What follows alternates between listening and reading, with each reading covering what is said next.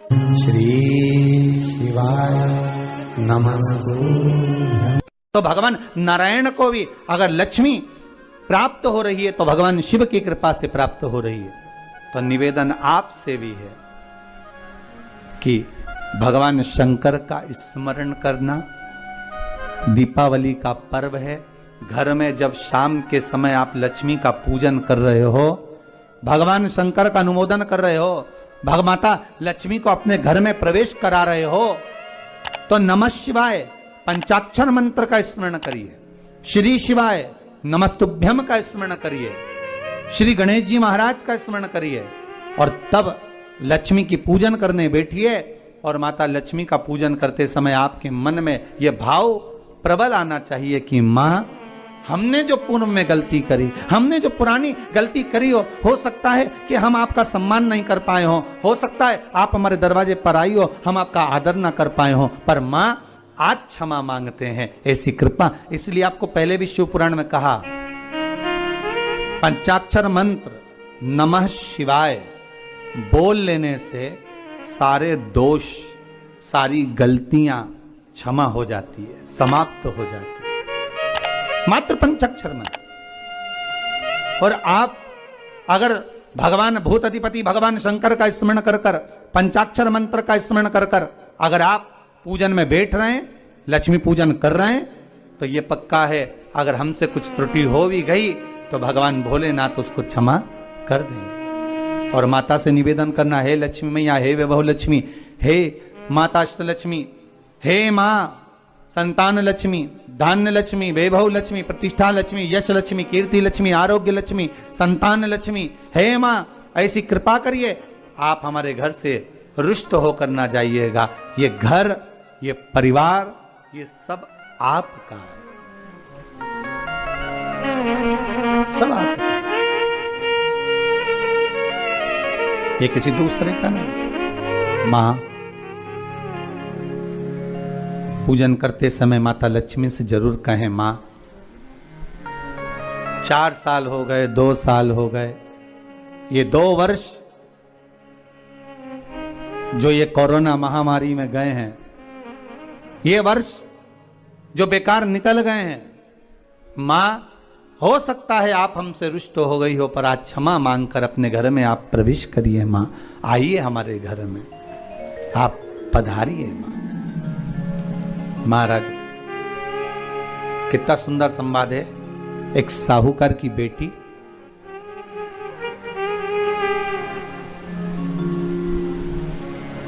साहूकार की पुत्री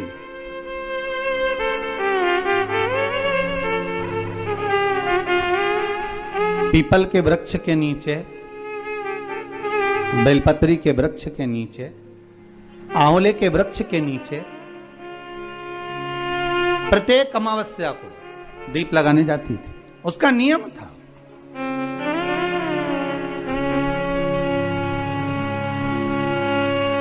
साहूकार की पुत्री प्रत्येक अमावस्या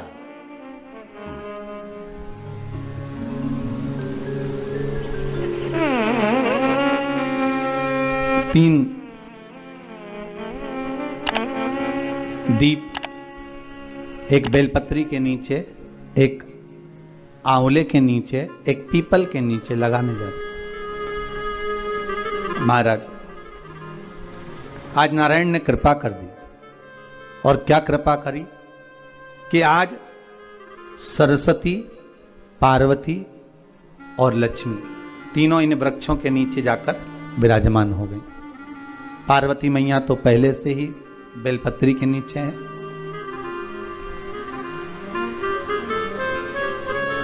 स्वयं सरस्वती मैया, लक्ष्मी मैया आंवले और पीपल के नीचे विराजमान हो गई। अब आज तीनों देवियों में बात हो रही है, आज तीनों देवियों में चर्चा हो रही है कि यदि आज अगर कोई दीप लगाने आया और पहला दीप जिसका लगेगा तो यह पक्का है कि मैं लक्ष्मी उसके घर में प्रवेश करूंगी।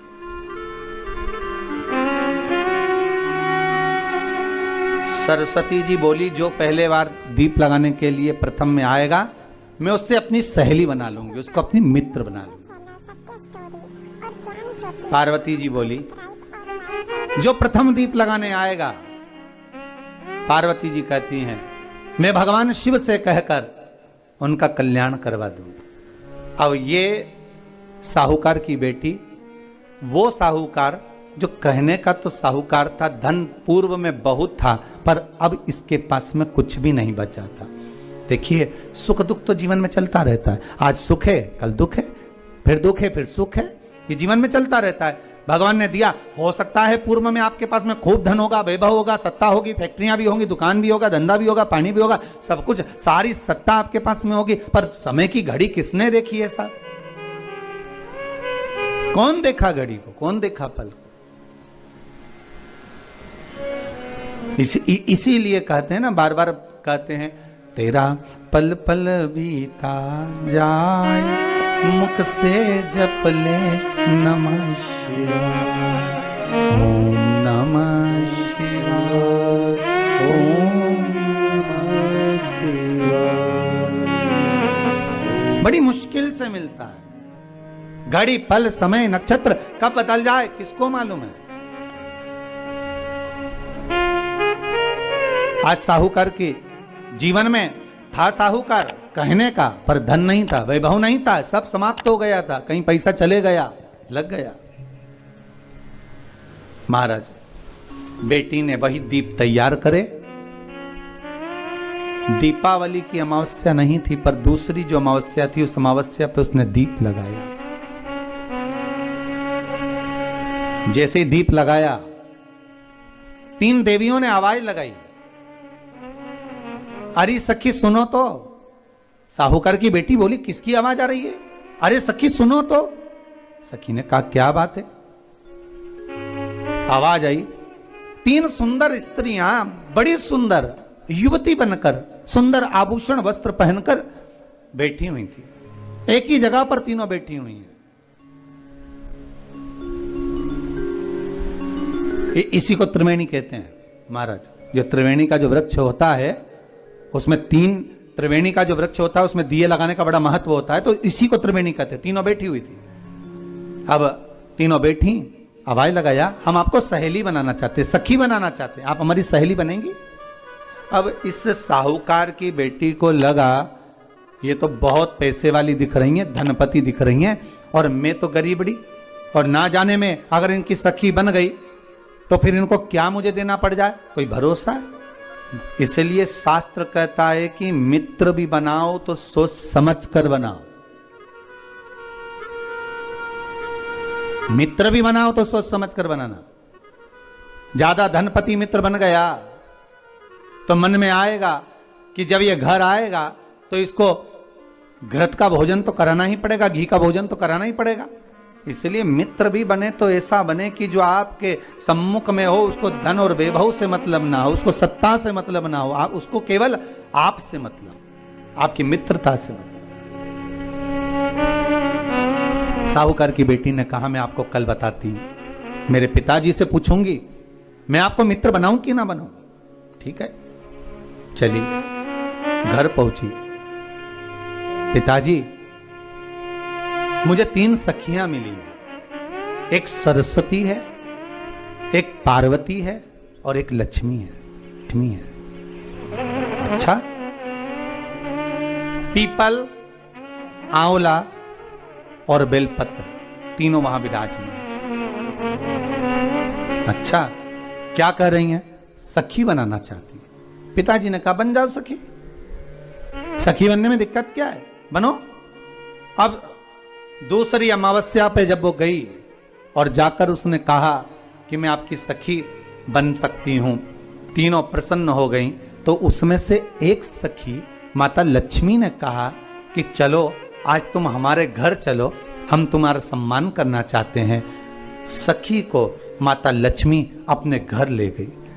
साहूकार की बेटी को जब घर लेकर गई, सुंदर सोने की चौकी, सोने की थाली और सोने के गिलास, पकवान एक से बढ़कर एक माता लक्ष्मी ने जब साहूकार की बेटी के सामने परोसे, इधर माता सरस्वती, इधर माता पार्वती नजदीक में बैठ गई और साहूकार की बेटी पकवान को पाने लगी।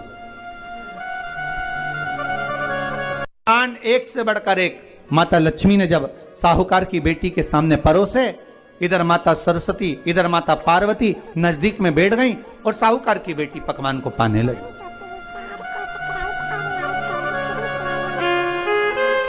साहूकार की बेटी पकवानों को पा रही है, भोजन ग्रहण कर रही है। अब भोजन करने के बाद साहूकार की बेटी चली गई।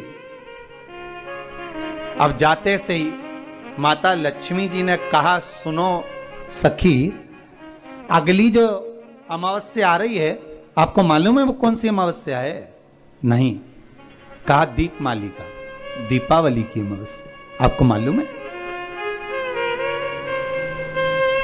ओहो, पर एक बात हम आपको कहें, लक्ष्मी जी बोली, एक बात हम आपको कहें। हाँ बोलिए। हम चाहते हैं इस अमावस्या को आप हमारे घर आई हो, अगली अमावस्या को हम आपके घर आना चाहते हैं। क्या आप हमें बुलाएंगी? सखी ने कहा, साहूकार की बेटी बोली, अगर आपका मन है आने का तो आप आओ, मना नहीं है। साहूकार की बेटी हूं मैं। लक्ष्मी जी ने मन में सोचा, ठीक है तैयारी करो। आज साहूकार की बेटी घर पहुंची तो पिताजी ने पूछा, बेटी आज बहुत देर हो गई तुझे आने में, कहां रह गई थी तू? कहां रह गई तू? बेटी कहती है, 3 सखियों के घर गई थी, आने में देरी हो गई, पर मेरी सहेली माता लक्ष्मी जी कह रही हैं कि अमावस्या के दिन मैं तुम्हारे घर में आऊंगी। तो पिताजी ने कहा, उसमें क्या दिक्कत है, तैयारी करो। तो पिताजी, घर में अपने खाने के लिए तो कुछ नहीं, तो माता लक्ष्मी को क्या खिलाएंगे? कई लोग कहते हैं कि दीपावली पे ना तो हमारे यहाँ घी है, ना हमारे यहाँ तेल है, ना हमारे यहाँ कपास है, ना हमारे यहाँ पर मिठाई बन रही है, ना हमारे यहाँ अच्छे वस्त्र हैं, हम क्या पहने माता लक्ष्मी को रिझाने के लिए? परशु महापुराण की कथा कहती है, अगर आपका भरोसा, आपका विश्वास, आपकी दृढ़ता परमात्मा के चरणों में लगी है तो परमात्मा लक्ष्मी पूजन की व्यवस्था भी वही कर देगा कि लक्ष्मी जी का सम्मान कैसे करना, आदर कैसे करना है। घर में बच्चों का विवाह होता है, टेंशन आपको होता है, परमात्मा पर छोड़ दो, भगवान विवाह कराने वाला होगा, भगवान पाणिग्रहण संस्कार कराएगा, भगवान व्यवस्था करेगा, क्योंकि जन्म उसी ने दिया है तो मृत्यु भी वही देता है। जन्म उसी ने दिया है तो पाणिग्रहण संस्कार भी वही करा देता है। क्यों सोचना? साहूकार ने कहा, बेटी तू इतनी जल्दी हिम्मत हार गई कि तेरे घर में कुछ नहीं है? गाय का गोबर ला, लीपन कर, घर को पोंछ, कचरा उठाकर बाहर फेंकिया। पिताजी, घर में तो कचरा भी नहीं है कि जिसका प्रयोग करा जाए। कचरा उठाकर बाहर फेंकिया। चौक पूर, पिताजी चौक पूरने के लिए तो मेरे पास में कुछ है ही नहीं, जो दीवार पर पोत रही है वही मिट्टी को पोत दे, चौक पूर दे। उनके घर गई थी, सोने की चौकी पर सुंदर आनंदमय भाव से बिठाया है मुझे, सुंदर सोने की थाली में भोजन कराया है मुझे, अब मैं क्या दूं? पिताजी कहते हैं, अगर लक्ष्मी आपकी सहेली अगर आ रही है, बड़ी धनपति है, तो व्यवस्था भी वही करेगी। अब लक्ष्मी तो जाने की तैयारी में, सरस्वती उनके साथ जाने की तैयारी में, पर माता पार्वती नहीं गई। माता पार्वती ने कहा, आज मैं नहीं जाऊंगी। क्यों? आज मुझे अमावस्या का दिन है ना, इसलिए बेलपत्री के पेड़ के नीचे मुझे रहना पड़ेगा। तो माता पार्वती बेलपत्र के पेड़ के नीचे रुक गई। अब ये दोनों जाने के लिए तैयारी करी, लक्ष्मी और सरस्वती जाने लगी, साथ में उन्होंने गणेश जी को ले लिया, रिद्धि सिद्धि को ले लिया और साहूकार के यहाँ जा रही हैं। जैसे ही साहूकार के यहाँ जा रही थी, इतनी देर में माता पार्वती को लगा कि इसके पास में जिमाने के लिए, रखने के लिए कुछ नहीं है। माता पार्वती ने एक चील का रूप लिया और उड़ती हुई एक राजकुमारी के हार को, रतन जड़ित हार को लेकर मां पार्वती गई और साहूकार के घर में उस फेंक दिया। साहूकार के दरवाजे पर जैसे फेंका, बेटी ने झाड़ू लगाते समय देखा कि कचरा, ये हार कहां से आ गया? पिताजी को दिखाया, अल्लाह मैं जाऊं, और साहूकार लेकर गया हार को। जो सेठ को दिखाया, महाराज ये हार तो करोड़ों का है, कोई साधारण नहीं, धन मिला, धन मिला तो सबसे पहले जाकर एक सुंदर चौरंग लाया, पाटा लाया, उस पाटे पर सुंदर वस्त्र बिछाया और माता लक्ष्मी के आदर की तैयारी के लिए सुंदर सुंदर घर में पकवान बनने लगे साहब। और सुंदर सुंदर पकवान बने। जैसे ही लक्ष्मी घर में प्रवेश करी, सरस्वती प्रवेश करी, गणेश प्रवेश करे, रिद्धि सिद्धि प्रवेश करी, लक्ष्मी जी ने पहला संबोधन कहा, क्यों सखी, तू तो कह रही थी कि मेरे पास में कुछ भी नहीं, फिर इतना सारा सामग्री कहां से आ गई? सखी कहती है, मेरे पिताजी कहते थे जिसके मंदिर में दिया लगाया है, जिस वृक्ष के नीचे दिया लगा कर आई है, जहां जिस देवता को पूछ कर आई है, विपदा की घड़ी में वही देवता आकर खड़े होते हैं। ना जाने कहां से हार मिल गया, ना जाने कब प्रसाद बन गया। लक्ष्मी जी ने ध्यान लगाकर देखा, आखिर पार्वती क्यों नहीं आई थी। समझ में आ गया कि एक सखी पूरी व्यवस्था करने में लग गई थी। ऐसी है मेरी मां लक्ष्मी, ऐसी है मां पार्वती, ऐसी है मां सरस्वती। उनकी आराधना 3 दिन से आप पाटा लगाकर पूजन कर रहे हो। आज भी दीपावली का पूजन भी आपको ऐसे ही करना है। जितना पूजन आप हर साल करते हो, आपके घर में ब्राह्मण देवता आकर जिस तरह से पूजन कराते हो, ब्राह्मण नहीं भी आते तो आप जिस तरह से पूजन करते हो, उसी तरह से आपको पूरा की पूरा वैसा की वैसा ही क्रम लगाना है। पर जो पूजन आपने धनतेरस पे करी, रूप 14 पर करी, वही थाली आज फिर पहुंचकर पाटे पर लाल वस्त्र बिछाकर, चौरंग पर लाल वस्त्र बिछाकर उस थाली को रखना है। उसी थाली जैसे आपके यहां के ब्राह्मण पूजन बताते हो, वैसी पूजन करो। और अगर ब्राह्मण आपके यहां नहीं आते पूजन कराने, आप स्वयं करते हो, तो जैसा करते आए हो, आपके पूर्वज जैसा बताते हो, आपकी सास जैसी बताती हो, आपके ससुर जैसा बताते हो, आपके जेठ जेठानी जैसा बताते हो, आपके घर के बड़े बुजुर्ग जैसा बताते हैं, वैसी पूजन करो।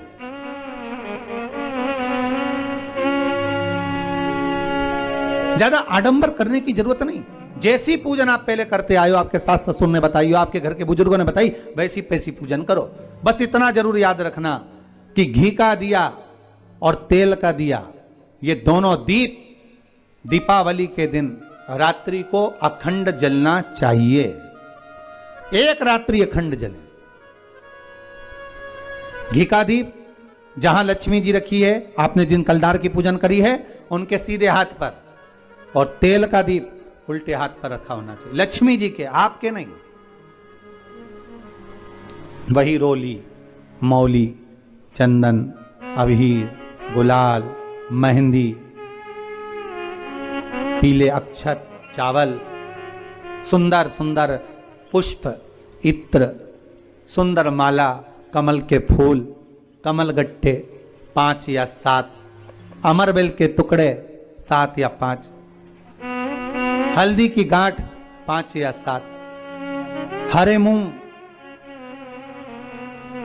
धने में जो खड़ा धना होता है, उस धने के साथ में थोड़ा सा गुड़ की बाटी, ये भी एक कटोरी में भरकर रखना चाहिए। क्यों रखा जाता है गुड़ और धने को? क्यों रखा जाता है लक्ष्मी पूजन में? इसलिए रखते हैं क्योंकि हमारे घर में नित्य प्रति जब भी योग लगे, शुभ कार्य, हमारे बच्चों का मंगल विवाह, हमारी बेटियों के, हमारी बहुओं के संतान की वृद्धि, वंश वृद्धि, ये सब होती रहे, मंगल कार्य होते रहे। महाराज, सारी पूजन वैसी की वैसे ही करना है जैसे पूर्व में करी है। सुंदर माता के सम्मुख में मीठे का भोग लगाते हुए, जो आपके एक पाना लेकर आए होगे, एक सुंदर कागज पर लक्ष्मी, सरस्वती, गणेश जी का जो चित्र हो, वो पूजन वाली जगह पर रखकर पूजन प्रेम से करें। और साथ में अपने कुल देवता, अपने कुल देवी, अपने पूर्वजों का भी स्मरण करें। घर में जहां पर आपके ठाकुर जी बैठे हैं, आपके लाला विराजमान हैं, विश्वनाथ जी विराजमान हैं, सुंदर भाव से महाकाल बाबा विराजमान हैं, उनका भी स्मरण करें।